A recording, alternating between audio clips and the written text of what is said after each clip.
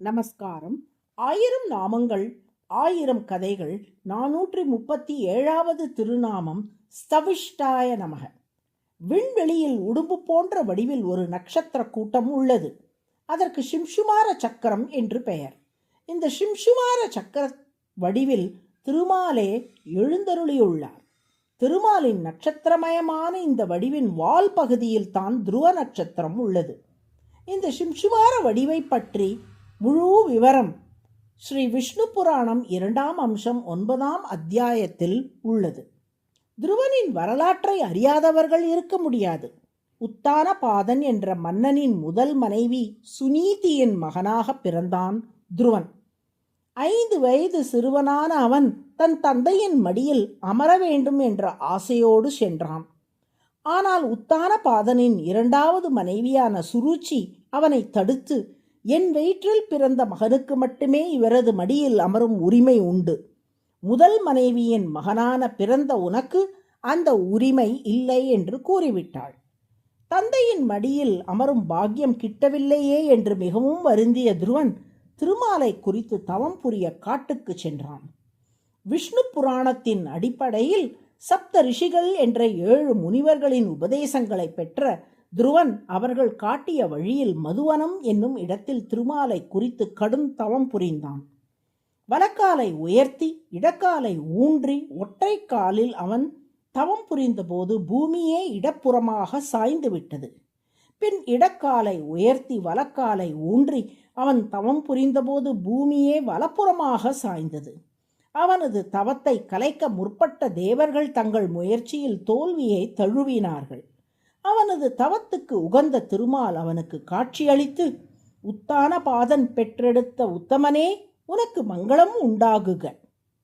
பேரருளாளன் என்ற பெயர் பெற்ற நான் உனக்கு வரங்களை அருள வந்திருக்கின்றேன் என்று கூறினார். திருமாலின் குரலை கேட்ட துருவன் கண் திறந்து திருமாலை தரிசித்தான். முதலில் திருமாலின் கிரீடத்தை தரிசித்தான்.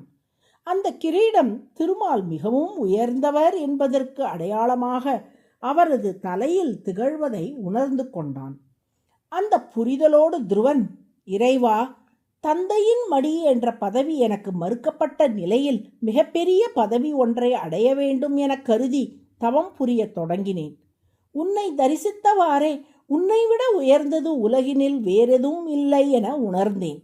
உன்னை துதிப்பதற்கு தேவையான ஞானத்தை நீ கொடு. இதுவே நான் கேட்கும் வரம் என்றான். திருமால் தனது சங்கின் நுனியால் துருவனின் கன்னத்தை வருடினார். அடுத்த நொடியே திவ்ய ஞானம் பெற்ற துருவன் திருமாலை துதிக்கத் தொடங்கினான். உலகையும் உயிர்களையும் உடலாக கொண்டு அவர்களுக்கு உள்ளே உயிராக உறைபவனே, நீயே மிகவும் உயர்ந்தவன்.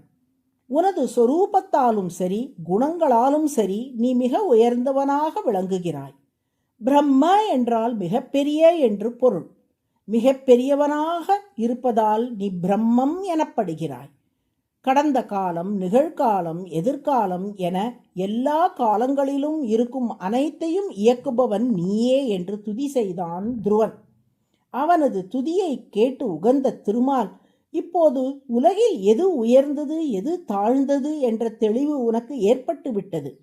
நீ உன் அரண்மனைக்கு திரும்பி போய் ஆட்சி புரிந்துவிட்டு நான் அளிக்கும் மிக உயர்ந்த பதவியான துருவ பதவியை அலங்கரிப்பாயாக. விண்வெளியில் சிம்சுமார சக்கரம் என்ற நட்சத்திர கூட்ட வடிவில் நான் உள்ளேன். அந்த சிம்சுமார சக்கரத்தின் வால் பகுதியில் உள்ள துருவ நட்சத்திரமாக மிக உயர்ந்த ஸ்தானத்தில் நீ திகழ்வாயாக என்று அருள் புரிந்தார். துருவனுக்கு திருமால் உணர்த்தியபடி உலகில் பெரியவை என நாம் நினைக்கும் அனைத்து பொருட்களை விடவும் பெரியவர் திருமால். தான் பெரியவன் என்பதற்கு ஒரு சான்றாகவே சிம்சுமார சக்கரம் என்னும் மிகப்பெரிய வடிவோடு திருமால் விண்வெளியில் திகழ்கிறார். இப்படி பேருருவம் கொண்டிருப்பதால் ஸ்தவிஷ்டக என்று திருமால் அழைக்கப்படுகிறார்.